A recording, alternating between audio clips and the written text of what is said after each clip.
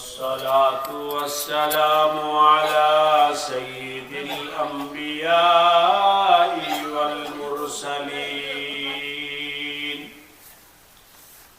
وعلى آله وأصحابه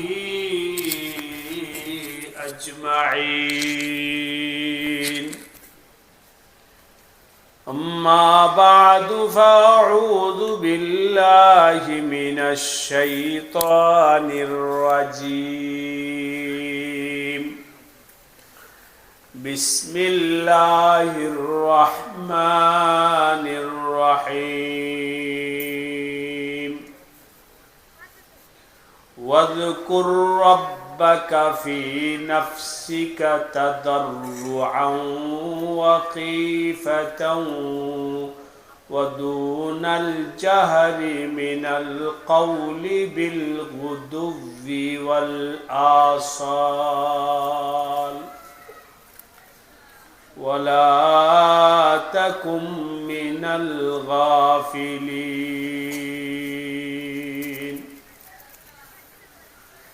آمنت بالله صدق الله مولانا العظيم.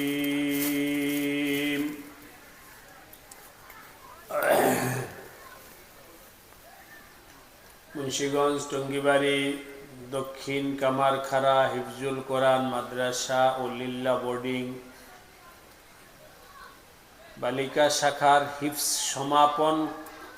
সমাপনী ছাত্রীদের বিদায় উপলক্ষে এলাকাবাসীর উদ্যোগে আয়োজিত আজকের ওয়াজ ও দোয়ার মাহফিলের সম্মানিত সভাপতি হযরত উলামায়ে কেরাম, মুরব্বিয়ানে কেরাম, দিনী ভাইরা, পর্দার আড়ালে আমার মা ও বোনেরা, আল্লাহ রাব্বুল আলামিনের দরবারে অসংখ্য শুকরিয়া যে আল্লাহ রাব্বুল আলামিন মেহেরবানি করে দয়া করে আমাদেরকে আজকের এই মোবারক মজলিসে আসার বসার তৌফিক দান করেছে। সকলে শুকরিয়া আদায় করে বলি আলহামদুলিল্লাহ। ভাই ও দোস্ত, দীর্ঘ সময় আমরা আলোচনা শুনেছি। আমি সংক্ষেপে দুই একটা কথা বলব, এরপর আজকের মাজলিসের মাহফিলের কর্তৃপক্ষ যেভাবে নিজাম তৈরি করবেন সেই নিজাম মাইনা আখেরি মুনাজাত করে আমরা যাব। ঠিক আছে ইনশাআল্লাহ? আল্লাহ আমাদের সবাইকে তৌফিক দান করেন, সবাইকে আল্লাহ তাআলা মাননেওয়ালা হওয়ার তৌফিক দান করেন। আমি আপনাদের সামনে এখন পবিত্র কোরআনে কারিমের সূরাতুল আরাফের 205 নম্বর আয়াত তেলাওয়াত করেছি। এখন বর্তমান সময় আলহামদুলিল্লাহ উলামায়ে কেরামের খেদমাত, দ্বীনের খেদমাত, আল্লাহ পাকের ফজলে বাংলাদেশে অনেক আমাদের সামনে পরিষ্কার আছে। এভাবে আমি আজকে সকালবেলায় গতকাল সকালে বলতেছিলাম, ইদানিং বছরের শুরুতে ক্যালেন্ডার ছাপানো হয় বিভিন্ন কোম্পানি, ওষুধ কোম্পানি ক্যালেন্ডার ছাপে, ব্যাংকওয়ালারা ছাপে, অমুক তমুক ছাপে। অধিকাংশ ক্যালেন্ডার এর যে পিকচারটা, ছবিটা থাকে, ছবি হলো ফুল, পাহাড়, ঝর্ণা, মসজিদ, কিনা। আগে থাকতো কুকুর, বিড়াল, বাঘ। তো এক কোম্পানি আমার কাছে পাঠাইছে ক্যালেন্ডার। তো দেখে আমার সামনে এক আলেম ছিল, তাকে বললাম যে দেখো, আলেমদের মেহনতের আসর প্রভাব। কারণ যখন কুকুর বিড়ালওয়ালা ক্যালেন্ডার আপনাকে দেয়, যে ইমাম সিদ্দিকীর ভাই সাহেব হুজুর একটা ক্যালেন্ডার দিল, হুজুর আরে আমি এটা আমার ঘরে টাঙাবো কিভাবে, নিবে না, ঠিক কিনা বলেন? এই বিড়াল কুকুরওয়ালা ক্যালেন্ডারটা ইমাম সাহেব নিবে না, মাদ্রাসার হুজুর নিবে না, হাজি সাহেব নিবে না, নামাজি নিবে না, ঠিক কিনা বলেন? কেন?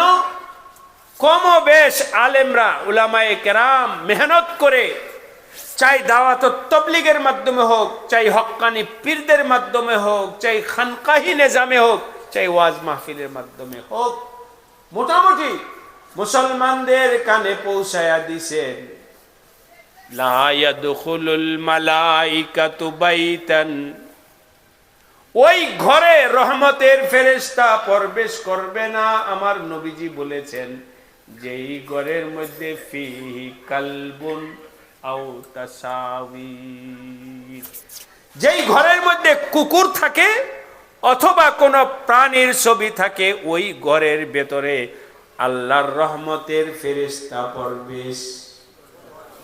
কে বলছে? নবী। কে বলছেন? নবীজির কথার ভিতরে ভাই ও দোস্ত বলেন, কোন সন্দেহ আছে?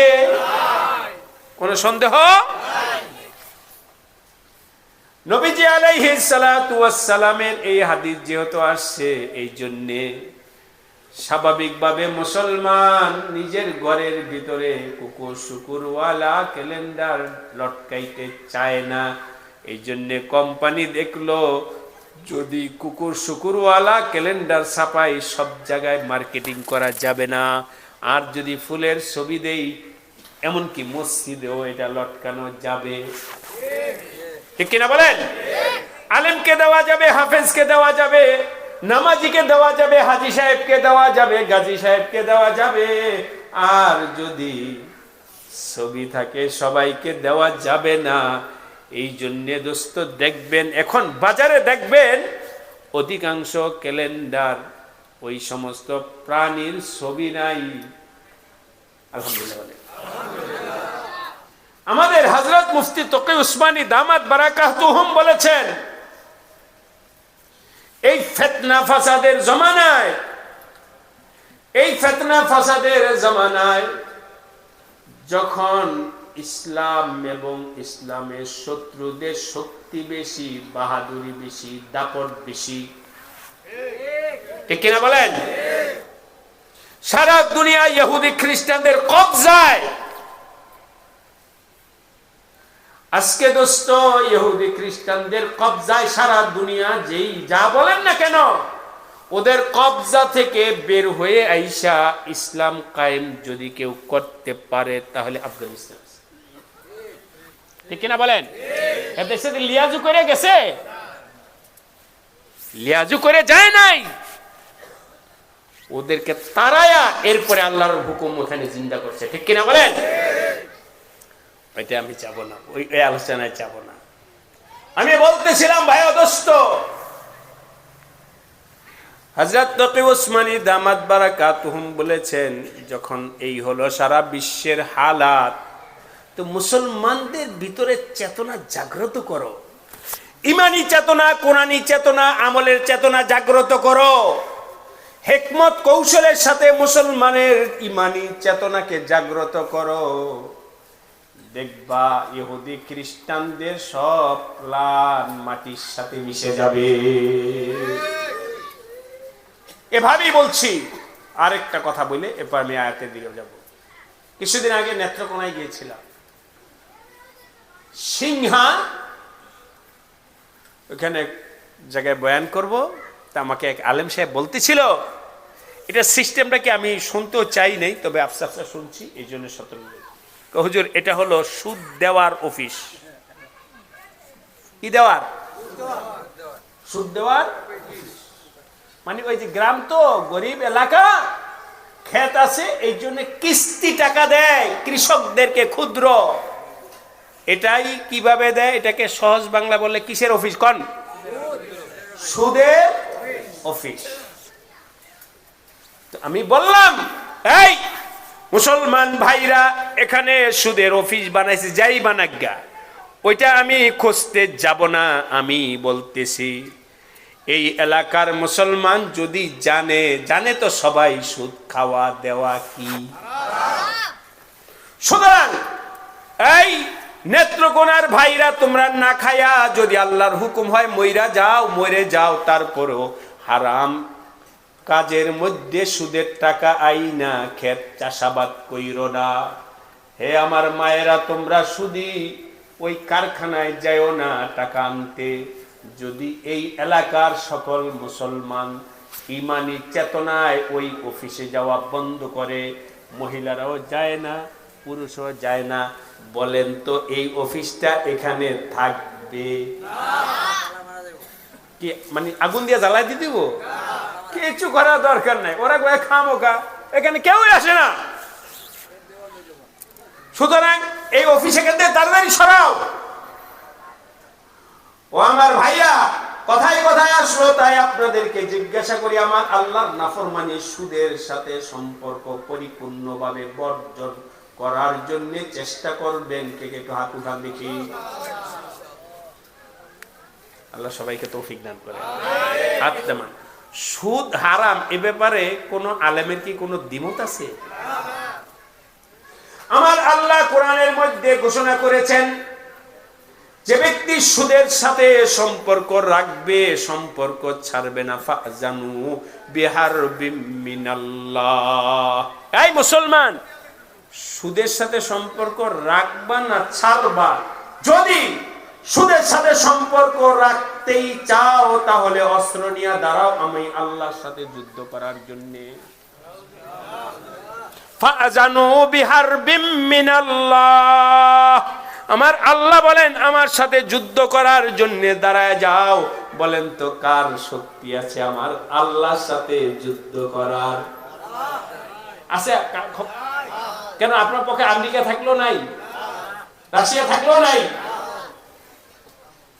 কোন কাজ হবে না। আমার আল্লাহ রব্বুল আলামিন এর হুকুমের সামনে দোস্ত আব্রাহা বাদশাহ বিশাল বড় অস্ত্র শস্ত্র নিয়ে হাজির হয়েছে আল্লাহর ঘর ভাঙ্গার জন্য। আল্লাহ পাক কয়টা অ্যাটম বোম বানাইছেন? হ্যাঁ, আর কোন দেশে সাহায্য চাইছেন? এই আমার ঘর হেফাজত করতে তোমরা আসো। আল্লাহ পাক কারো সাহায্য চান নাই, এমনকি কোন মানুষকে আল্লাহ ব্যবহার করেন নাই, কোন অস্ত্রকে ব্যবহার করেন নাই। আলাম তারা কাইফা ফাআলা রাব্বুকা বিআসহাবিল ফিল আলাম ইয়াজআল কাইদাহুম ফি তাদলিল ওয়া আরসালা আলাইহিম তায়রান আবাবিল তারমিহিম বিহিজারাতিম মিন সিজ্জিল ফাজআলাহুম কাআসফিম মাকুল। আব্রাহা বাদশার সব দাপট অস্ত্র শস্ত্র সব মাটির সাথে মিশাইয়া দিছেন কে? যেই আল্লাহ আব্রাহা বাদশার এত ক্ষমতাকে মাটির সাথে মিশাইয়া দিছেন, ওই আল্লাহর সাথে আল্লাহ পাক বলতেছেন, তুমি যদি সুদের সাথে সম্পর্ক রাখো, তাহলে আমার সাথে যুদ্ধের জন্য প্রস্তুত হয়ে যাও, অর্থাৎ তোমার ধ্বংস অনিবার্য। ধ্বংস কি অনিবার্য? তাই মুসলমান যত সারা দুনিয়া দেশ যেমন দেতা হোক, আমি হারাম কাজ করব না, ইনশাআল্লাহ। কেউ বললেন আমি হারাম কাজ ইমানি সাহস রাখেন, আমি হারাম কাজ করব না। আমি সুদ খাবো না, সুদ দেব না, সুদ খাবো না, সুদ দেব না। লানাল্লাহু আকিলার রিবা ওয়া মুকিলাহু ওয়া শাহিদাহু ওয়া কাতিবাহু।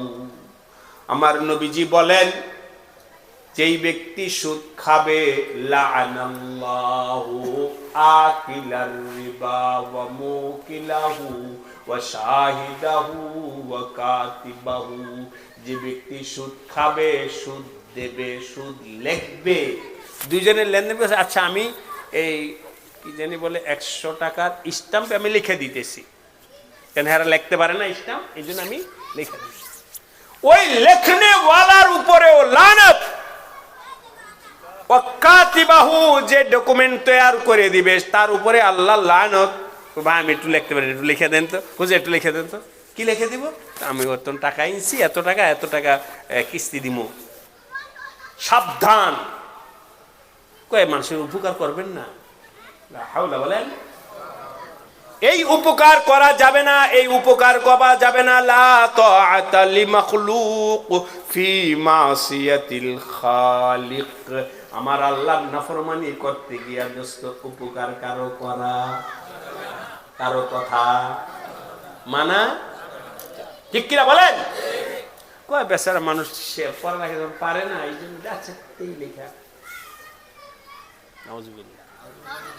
এই লেখা দিবা না, তোমরা একটু তাহলে সাক্ষী থাকো। না, আমি সাক্ষী থাকো কেন?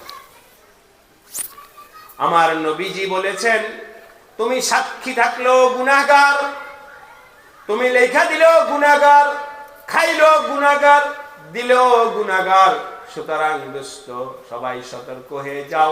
আমার নবীজি লানত দিছেন। আল্লাহ সবাইকে তৌফিক দান করেন। আমিন। বিস্তারিত বলবো না। একবার এক জায়গায় গান হবে, মেলা হবে। মেলা নেকের কাজ না গুনার কাজ? বুঝেন না কথাটা? মানে মেলা তো শুধু কিছু বেচবে তা না, কত নাচ হবে, গান হবে। তো আমি আমার ভাইদেরকে, যারা আয়োজক তারা তো আয়োজন করতেই আছে, টাকা পয়সা ইনভেস্ট, দোকানে লট দিতেছে।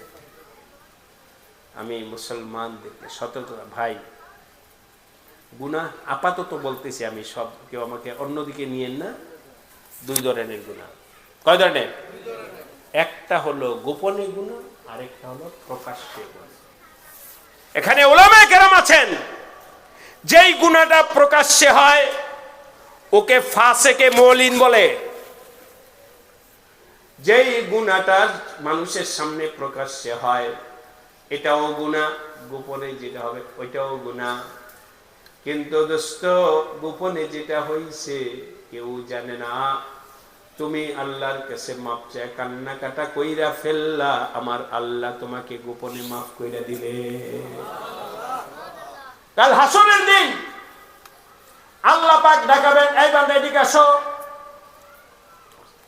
এই গুনাহটা তুমি করছো, এই গুনাহটা করছো, এই গুনাহটা করছো। সে বলবে হ্যাঁ আল্লাহ করছি। আল্লাহ বলবেন তুমি তো এখন বুঝতে পারছো, তোমার গুনাহের তালিকাটা আমার কাছে আছে। কেউ না জানলে মানুষ, দুনিয়ার মানুষ তোমাকে ভালো বলছে, হুজুর বলছে, আলেম বলছে, মুফতি বলছে, পীর বলছে, যাই বলুক না কেন, তুমি কেমন এটা তো আমার কাছে পরিষ্কার। এটা বুঝছো তো? বলে আল্লাহ বুঝছি। এসব গুনাহ করছো কিনা? বান্দা বলবে আল্লাহ করছি। আল্লাহ বলবেন বান্দা দুনিয়াতে এই সব গুনাহ তুমি করছো, আমি আল্লাহ যাই নাও গোপন রাখছি, দুনিয়ার মানুষের কাছে প্রকাশ করি নাই। আমি যেই আল্লাহ দয়া করে দুনিয়ার মানুষের সামনে গোপন করছি, ওই আল্লাহ আজকে দয়া করে তোমাকে মাফ কইরা দিলাম। কোন গুনাহ বলেন? কোন গুনাহ? আপনারা করে তাহলে এখন গুনাহ গোপনই করবেন নেই, উল্টা কথা বলবেন না ভাই দোস্ত। রং তামাশা নয়, কবরে সবার যাওয়া লাগবে, রং তামাশা নয়। আল্লাহর দিনের কথাকে উল্টা ভাবে কেউ করবেন না। অনেক সময় উল্টা কথা বলতে গিয়ে নিজের ঈমানটাও নষ্ট হয়ে যাবে। আস্তে আস্তে গুনাহ কইরো না, কাঁদতে কাঁদতে শেষ হবে, গুনাহ মাফ হবে না। যাই হোক, আমি বলতেছিলাম গোপন গুনাহ আল্লাহ তো এভাবে মাফ কইরা দিবেন, কিন্তু প্রকাশ্য যেই গুনাহটা হবে ওই গুনার তো সাক্ষী থাকবে যার সাথে গুনাহ করছো। মাইকে গান গাও না, এই কথার কথা, যারা গান গাবে, নাচ গান করবে, ঢোল তবলা বাজাবে, এই মাইকের মাধ্যমে অলি গলি, রাস্তাঘাট, গাছপালা সব তোমার বিরুদ্ধে সাক্ষী দিবে। তুমি বাহাদুরি করে বলে আমি করছি, বাবা কত বড় বাহাদুর, সব তোমার বিরুদ্ধে সাক্ষী হয়ে দাঁড়াবে।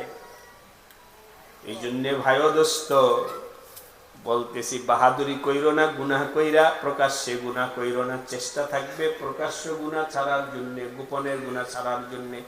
আল্লাহ আমাদের সবাইকে গুনাহমুক্ত জীবন বানানোর তৌফিক দান করেন। আমার কবরে আমি যাব, আপনার কবরে আপনি যাবেন।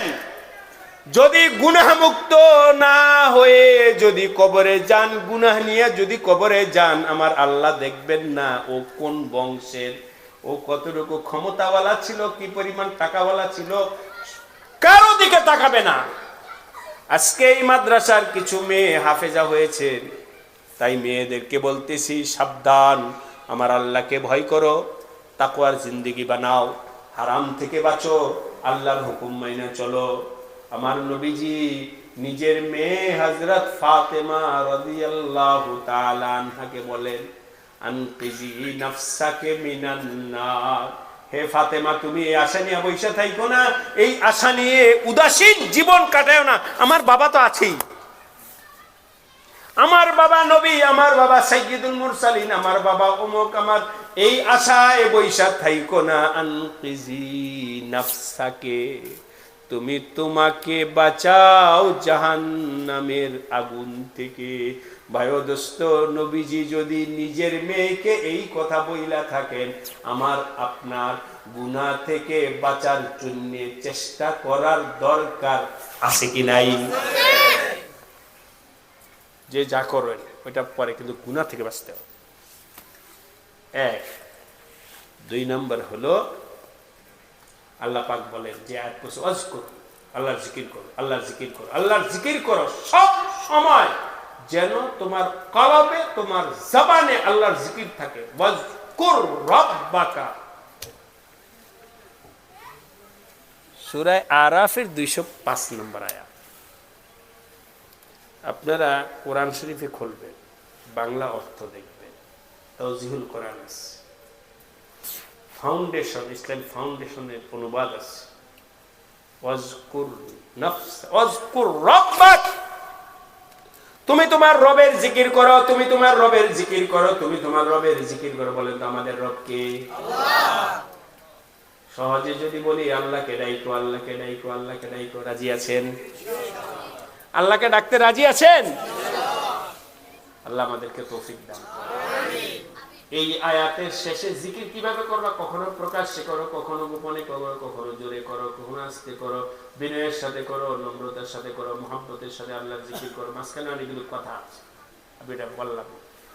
শেষে আল্লাহ বলছেন, ওয়ালা তাকুম মিনাল গাফিলিন, আল্লাহকে ভুইলা বইসা থাইকো না, ওয়ালা তাকুম মিনাল গাফিলিন। বলো তো কোন দিন আল্লাহকে ডাকছো? কখন আল্লাহকে ডাকছো? সকালে ফজর পড়ে নাই কে? যার আল্লাহ স্মরণ আছে সে না গাফেল? গাফেল ফজর পড়ে নাই, গাফেল জোহর পড়ে নাই, গাফেল মাগরিব আসর পড়ে নাই, গাফেল মাগরিব পড়ে নাই, গাফেল এশা পড়ে নাই।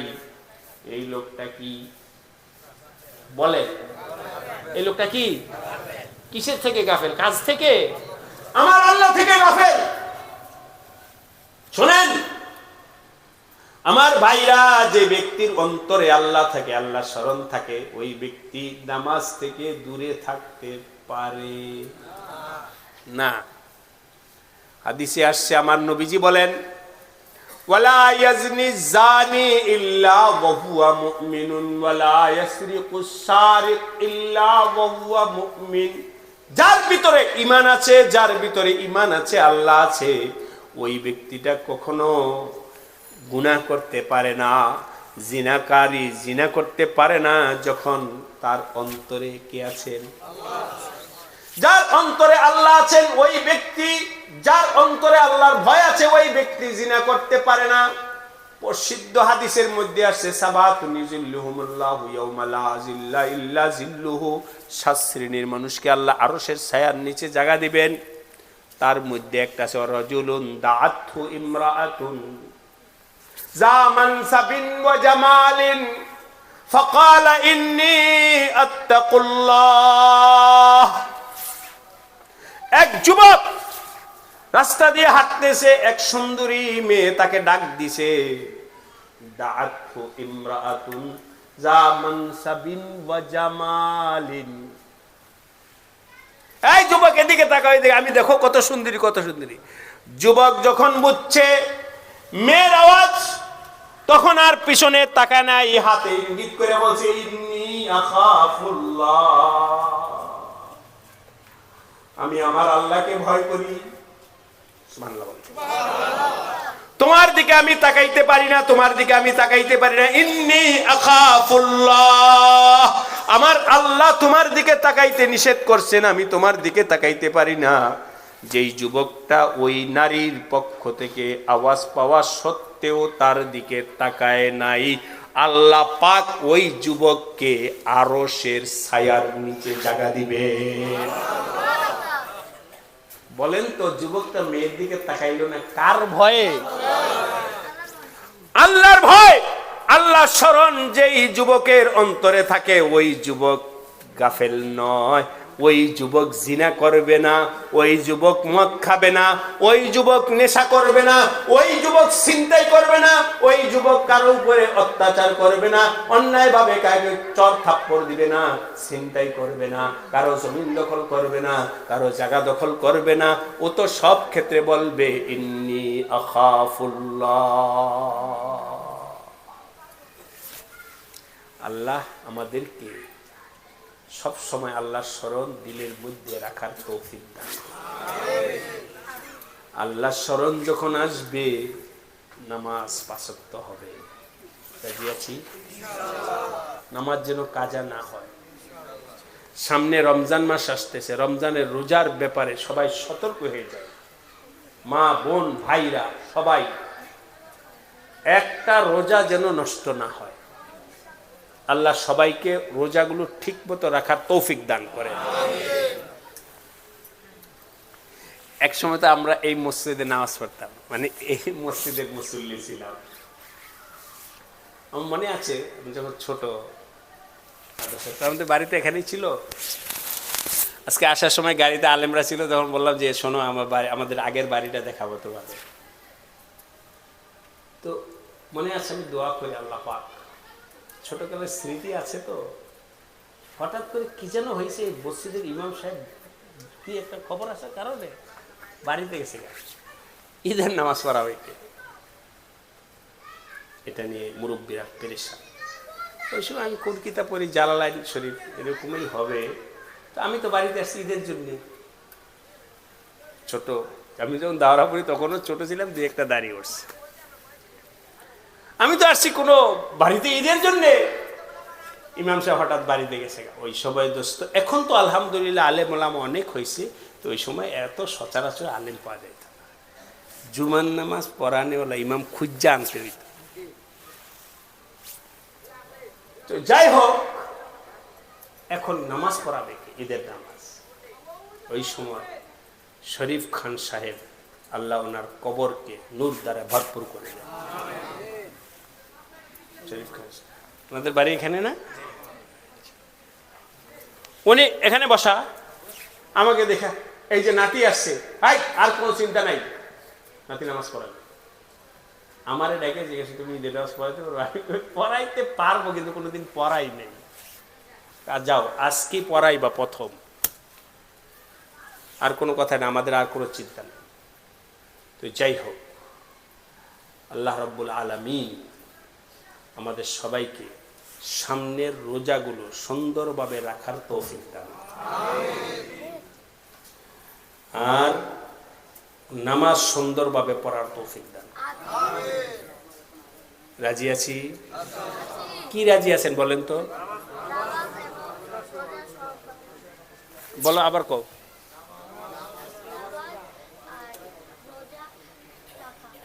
না হয় নাই, বলেন তো কিভাবে বলছি? সুন্দর, সুন্দর বলো। সুন্দরভাবে নামাজ পড়া, সুন্দরভাবে। এই কথা আবার হুজুর কি বলো? সুন্দর নামাজ সুন্দর কেমন? মানে কি সাবান টামান দিয়া? নামাজ সুন্দর করো, রোজা সুন্দর করো। নামাজ সুন্দর করার তিনটা শিরোনাম বলে যাচ্ছি। এক নাম্বার হলো নামাজ এবং প্রত্যেকটা আমল সুন্দর বানানোর তিনটা শিরোনাম বলছি। আল্লাহ সুন্দর নামাজ, সুন্দর ইবাদতের আইয়ুকুম আহসানু আমালা, সুন্দর আমল বানাও। এর জন্য তিনটা। এক নাম্বার হলো হুসনে নিয়ত, নিয়ত সহি হতে হবে। কি হতে হবে? তাহলে নামাজ সুন্দর।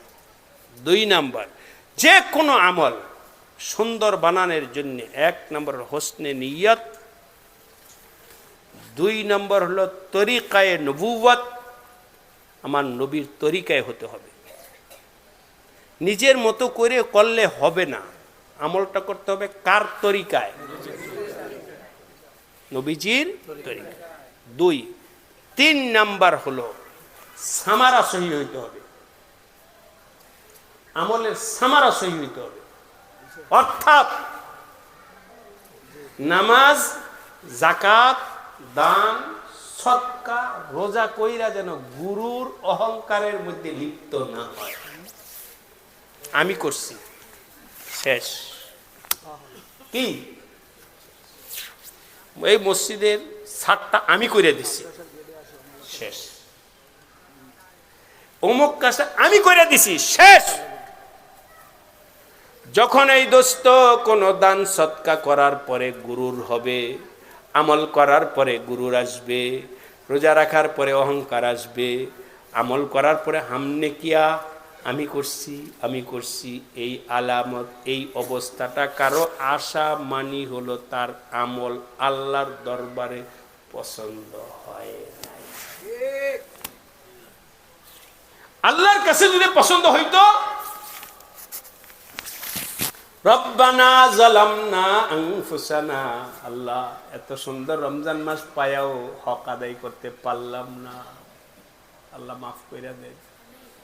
নামাজ পড়লাম যেভাবে পড়ার দরকার ছিল, পারলাম না, আল্লাহ মাফ কইরা দেন। যখন আমল করার পরে বিনয় বাড়বে, আমল করার পরে চোখের পানি আসবে, আমল করার পরে আল্লাহর দিকে মন আরো দাবিত হবে।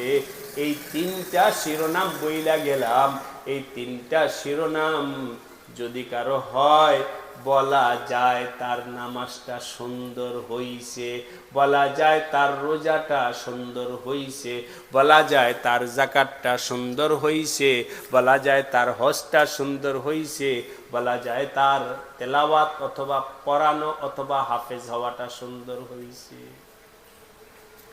নিয়ত সহি নাই, তরিকা সহি নাই, আমল করার পরে অহংকার, শেষ। আল্লাহ আমাদের সবাইকে কথাগুলোর উপরে চিন্তা ফিকির করে সিদ্ধান্ত নেওয়ার তৌফিক দান করেন। এই মসজিদ, মাদ্রাসা, বালক বালিকা সবাইকে আল্লাহ পাক ইখলাস লিল্লাহিয়তের সাথে খেদমত মেহনতকে কবুল করে নেন। যদি কোনো নিয়তের মধ্যে গড়বড়ি থাকে, আল্লাহ ইসলাহ সংশোধন করে দেন। আজকের মাহফিলকে কবুল করেন। যে মেয়েরা হাফেজা হয়েছে, আল্লাহ পাক মৃত্যু পর্যন্ত তাদের সিনায় এই কোরআন ধইরা রাখার তৌফিক দান করেন। কোরআনের হাফেজ হাফেজার ব্যাপারে যেমন অনেক সুসংবাদ আছে, আবার এখানে একটা সতর্কবাণী আছে। যে হাফেজ হয়ে গাফলতি করে ভুলে গেল, জবাব দিতে হবে।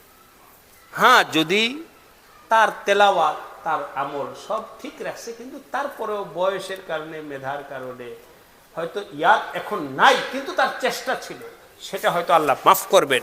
কিন্তু হাফেজ হওয়ার পরে যদি আল্লাহর কোরআনের উপরে আমল নাই, আল্লাহর কোরআন নিয়ে চলা নাই, আল্লাহর কোরআন তেলাওয়াত নাই, বাস ভুলে গেছে, জবাব দিতে হবে। আল্লাহ পাক প্রত্যেকটা মেয়েকে এই কোরআনের হক আজমত ধরে রাখার তৌফিক দান করেন। বাস ইনশাআল্লাহ এখন ওই মেয়েদেরকে কিছু পুরস্কার দেওয়া হবে। আজকে হঠাৎ অনেকগুলো প্রোগ্রাম একসাথে, আমি টঙ্গিবাড়ি থেকে আসলাম।